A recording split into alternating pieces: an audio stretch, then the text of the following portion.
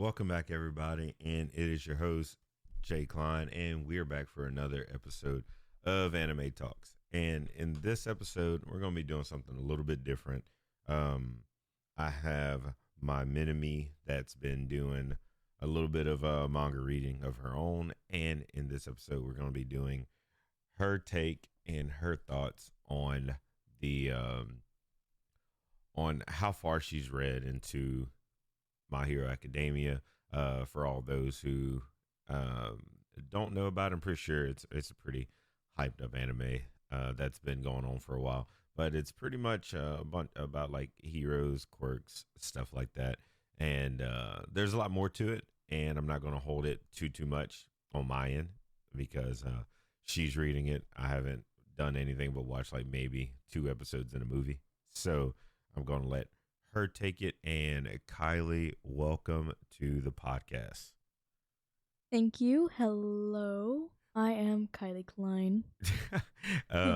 She's been reading pretty far into it. And how many volumes have you read so far? I have read all the way up to 20, and I'm about at the end of 20, about to be in 21. And if you had to put this as in your top 3 animes or top 5, would it be in your top? It would. What number if you had to give it?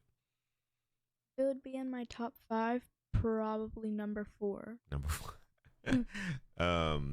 So with all this, if you had to choose a favorite character out of it, or not, we're not even gonna get that far into it. We're not gonna skip it. Would you like to explain to the listeners your review or what you believe, your summary, or what do you think is happening as far as the beginning, just if you was to explain MHA, what would you say it would be? So, like, from the point where I've read and to the end of where I've read, so there's this kid, his name's Deku. He was pretty much born without a quirk, and he got bullied for it for a while. And after that, he gets into middle school, I'm pretty sure. He gets bullied a little bit more, and he got his notebook destroyed by his bully, Bakugo Katsuki. And we learn his quirk is explosions. And he's a pretty nasty and rude guy. And then Deku, he gets almost absorbed by this villain, and he's like liquid like, and gets saved by his idol, All Might, Toshinori Yagi. And Deku gets really caught on because, of course, that's his idol. And before All Might launches off, I'm pretty sure Deku grabs his leg, and as All Might's flying, he's just hanging there. And a little bit after that, Deku watches as All Might transforms into his true form, which is pretty skinny. And while that is happening, Deku asks him if he's fake because, of course, only his fans and stuff, most people in the society, have only seen All Might in his hero form and stuff. So that's pretty interesting whenever that happens, in my opinion. So if you had to, and so I'll give you a couple or a few characters to explain so far. As far as like you've read, we'll choose like maybe top 5 or top 6 important characters. If you had to choose names, who would they be? So top most important, Izuku Midoriya, who's Deku. Second, probably Bakugo, because his quirk is actually pretty good. It helps a lot. Third, probably Aizawa, which is the homeroom teacher of Class 1A. His quirk is Erasure, which is he can actually like erase the person's quirk by looking at them, but once he blinks, that goes away. Fourth, I'm pretty sure I'm on fourth. Um,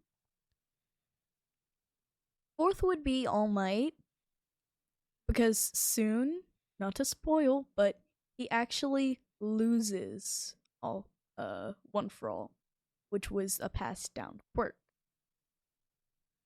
Fifth would probably be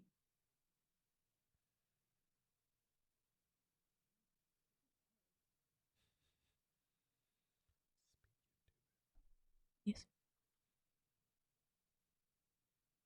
It would probably be Shoto Todoroki because his quirk is half fire, half ice. And that can be really helpful because if something gets frozen accidentally by him, he can easily just um fire it down with his right side. So it's pretty cool. If well, with the as far as you're in it, I'm pretty sure you've read into different arcs. What would be your favorite arc that you've covered so far? My favorite arc. This is hard because I like a lot of arcs. Pretty sure my favorite was one that I just finished, and it's the Hasakai Gang arc. And would you like to explain what happens in this arc? I gladly would. So, there's the Hasakai group, of course, who it's featured on.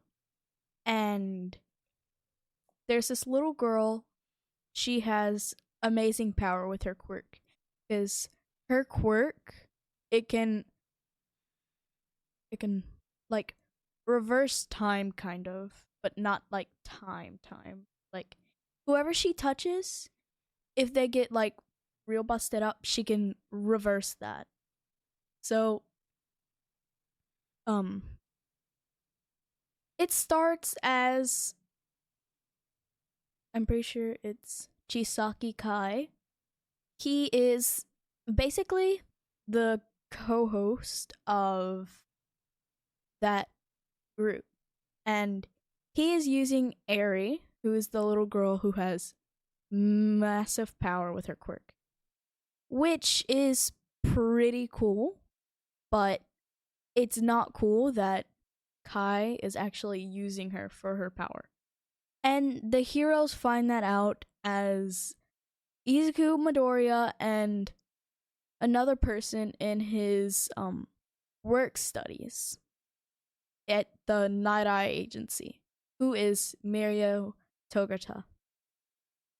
And they spot a little girl, not knowing it was Eri, running down an alleyway, supposedly being chased by Chisaki.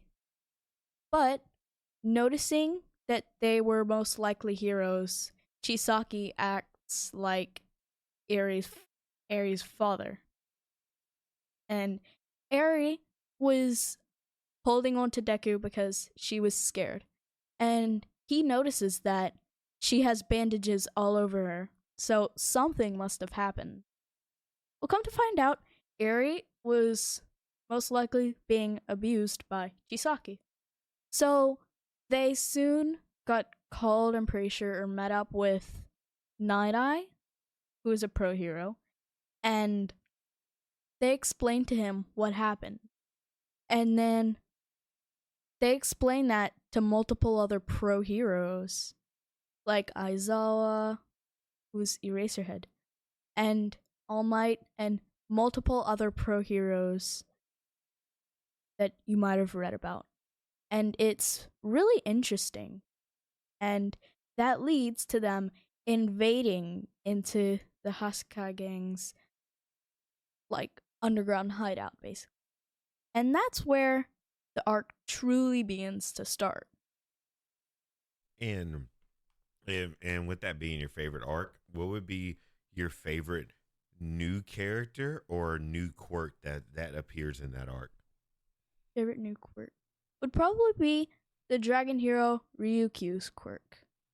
And She can would turn you like into. to explain what happens with that quirk? So, she's a normal woman as it seems, but she has like a claw type thing on the pretty sure left side of her face. And I'm pretty sure if she places her hand on it, she can turn into a dragon, basically. And she's really, really strong as she's in that form. And I find that interesting. Would you say that she would be one of the strongest, or that's just like a really cool aesthetic for her to have? It's a really cool aesthetic. Um, is that the most interesting character that's introduced in there? Is there, or there more? There have been more interesting quirks, but I mostly forgot some of the quirk names. So that's pretty much it. And I'm pretty sure her quirk is the coolest that I've seen. If if you were to tell the listeners, if you had to choose a 1 through 5 rating for her quirk, what would you give it? So which number is the highest? Is it 5. 5? I'm pretty sure it would be 4. A 4. 4 or 3. Who would you give a 5? Izuku Midoriya. Because his quirk was it was inherited by All Might, so it's the strongest quirk because All Might was the symbol of peace. So when it comes down to movies, which movies have you seen? We have only seen movie 4. And that is, I want to say it's You're Next. Yes, sir. I think we watched that. Because Dark. With the You're Next, who would you say would be the best introduction out of that whole movie, as far as like quirk and character? Super quirk. Pretty sure her name was Anne. She had a quirk to where anyone that touched her she could, like, they get a rose from her quirk, and it basically powers up their quirk. But sadly, she was used by Dark Might, who is the ultimate villain in that movie. Would you say he would be, as far as what you've read, and because from what I understand, the Masakai. the movie takes place way after where you're at in the books. So, would you say that Dark Might is probably the strongest villain you've seen?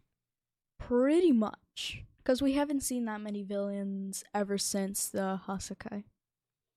And if you were to try to explore outside of the regular MHA lineup, would you be interested in I want to say there's a spinoff called the Vigilantes? Yes. That would be interesting. Because I've heard that in the books, you actually get introduced to Oboro Shirakumo, I'm pretty sure it is, who was Aizawa and Present Mike, who's Hazashi Yamada, their friend, and they're called the Rooftop Trio. So I'm pretty sure that will be very interesting. And that's whenever they come up with their hero names. Do you think so in the future, outside of the movie that we watched ahead of time before you got to catch up, what do you think is going to happen next as far as the books go? I think we will be introduced to a lot more pro heroes and a lot more of our heroes' past. Because we've only seen a little bit of past from characters. Do you think any like big wars or anything would break out between anybody? Probably. Between what factions or groups or societies? Probably the villains and most likely the pro heroes in class 1A. As far as, so who do you think has the strongest class? 1A. Like, as in, like, it's either 1A or class 1. And it's 1A. Because they have a lot of interesting quirks. Now, the most interesting in class 1A is probably Suyu Azui's quirk. It's unique because it's a frog quirk. So her feet are webbed like a frog. Mm-hmm. She has a long tongue like a frog, which is interesting. She can do many things like a frog. If you had to choose the funniest quirk, what would that be? Now the funniest. The funniest that I've seen is probably Tokoyami because Tokoyami it makes him have the head of a bird and he has this spirit with him. Pretty sure Dark Shadow is a spirit. And Dark Shadow is like very, very sensitive. And it makes it funny because the way he acts, he does not like battling. if if that's considered your funniest one, and I guess the coolest one would be the Dragon Girl, or you have a different one that's considered the coolest. Coolest would probably be from someone from Class 1A because their quirks are amazing. Well, if you had to pick the coolest, which one would be the coolest? The coolest? Probably Momo Yayorozu's quirk. Her quirk is creative stuff. She can create anything from just her skin. But that resource comes from eating. she has to eat to produce her stuff. So she's the Charmy of MHA. Basically. If you had to compare this one to another anime, what would you compare it to? Probably Black Clover. It no, that's too hard. Eminence in Shadow. Because Black Clover and MHA is hard to choose from. It's hard because they're both good anime. If you had one character's quirk, who would it be? No, that's actually hard. Probably Aizawa's, because you could erase any quirk from anyone that you see. So yeah, so the ultimate counter. If you had to, let's see, if you could make up your own quirk, what would it be? There's something that you could do if you could make up your own quirk. I think mine would be mind reading. That, I know. Oh, I forgot. Brainwashing's already one because he.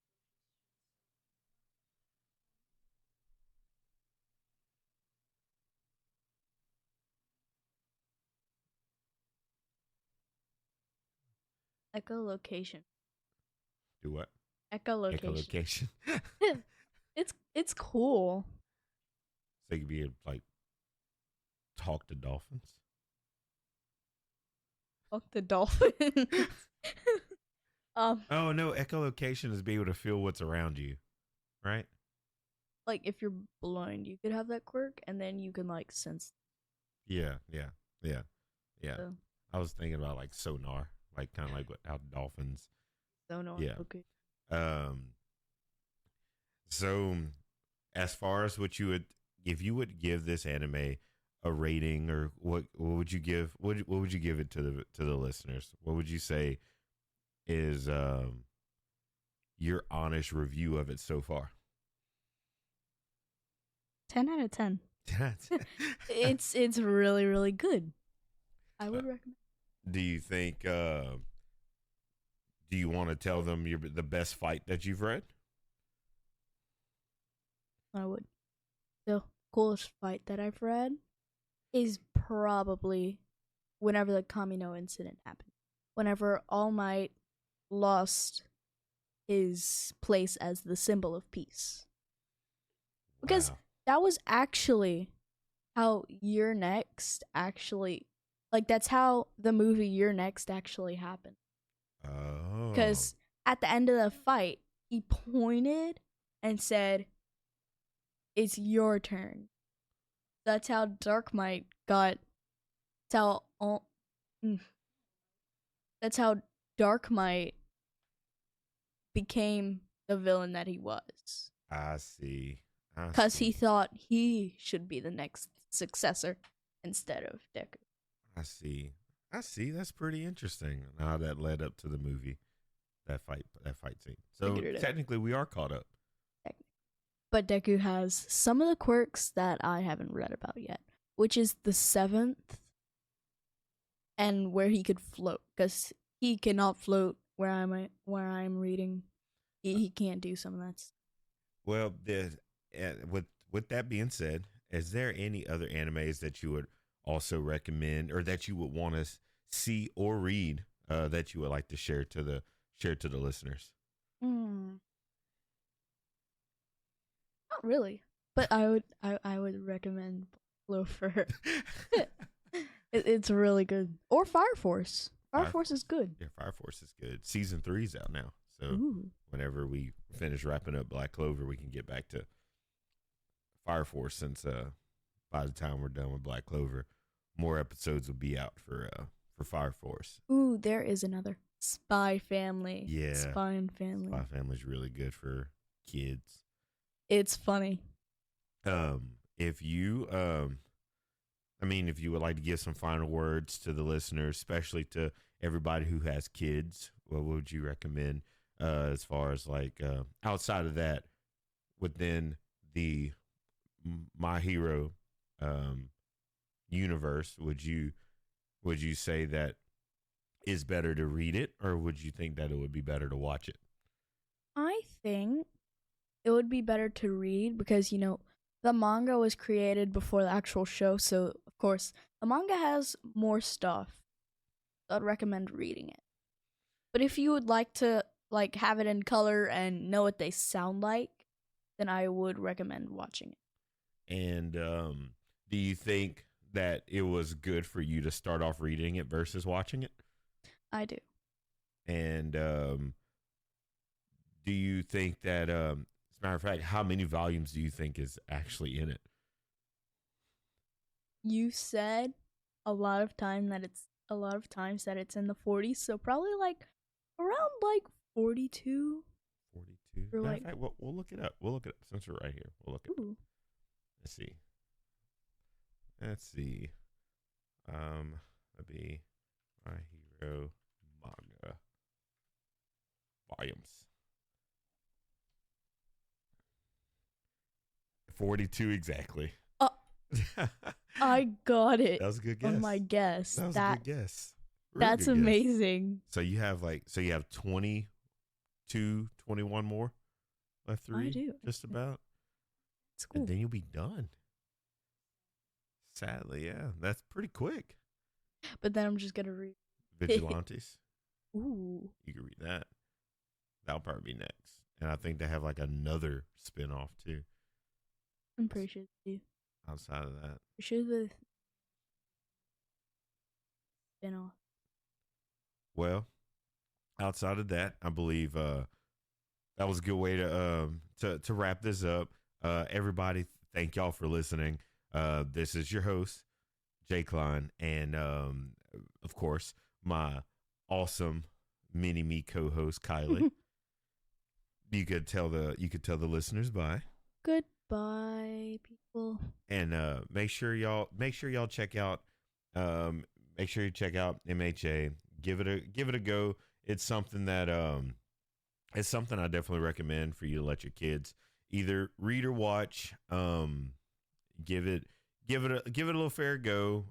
It's something that's not too crazy on words, and or as far as language, and very it doesn't have many crazy subjective themes and all that stuff. So definitely give your kids a chance to dive into anime or manga with that. It's not a bad approach to ramping up if you're one of those protective parents that don't want to allow your kids to be exposed to all that craziness. I do also recommend the other ones that me and her spoke about earlier. Fire Force is in. It's like, it's still good. It's kind of like on the it teeter totters on some of those situations as far as like language and stuff. Um, Spy Family is really good. I definitely recommend that. And Black Clover is amazing. Definitely give Black Clover a go. I'd have to say that's probably like my number two recommendation. It'd be Spy Family because that's definitely family oriented. Very, very playful themes. Everything is awesome with that. And then Black Clover. And then, of course, My Hero. But, of course, the biggest thing about My Hero that I really do like is as far as adults go, if you're like a huge hero fan, like watching Marvel movies, this is kind of like a Marvel take for children by letting your kids get into My Hero Academia. So again, thank y'all so much for listening, and hopefully soon I'll be able to bring her back on to talk about Spy Family for her Spy Family review once we catch up a little bit more. We kind of been everywhere. We've been trying to really speed through Black Clover. We're getting close to the end. We're like in season 4, and we are probably gonna like jump back to Fire Force once that's done. I can't remember how many episodes are out right now. I want to say it's like 7. Episode 7's out right now. I don't know how many it's going to be in the season. I got to go back and check on that. But give it a go. It's worth it. MHA is by far, it's been around for a while. I want to say it's been like 5-6 years now that it's been around, and it's worth every last bit of your time, whether you're child, teen, or adult. It's definitely something to give it a look at. And I'm not going to hold y'all any longer. I appreciate it. And thank y'all for the support, the continued support through all the journey of Anime Talks.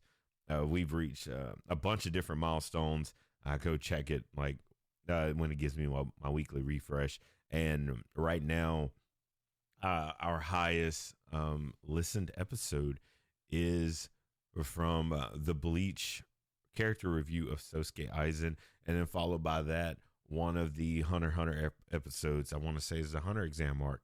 So definitely keep on pressing the play button. Keep listening. I'll try my best to bring the best content that I can and the most, I guess you could say, updated or like informational. I would like to make sure that y'all are well informed about whatever the topic is, and that I bring something to the table. And as I do normally at the end of every episode, definitely give me feedback, leave something, wherever you're listening this to. If you do have me on any kind of social platform, let me know what you think. Tell me if you think it was good, if you thought it sucked, just whatever helps, because it helps me craft it to get a little bit better. So until the next one, and thank y'all for the adventure. Peace.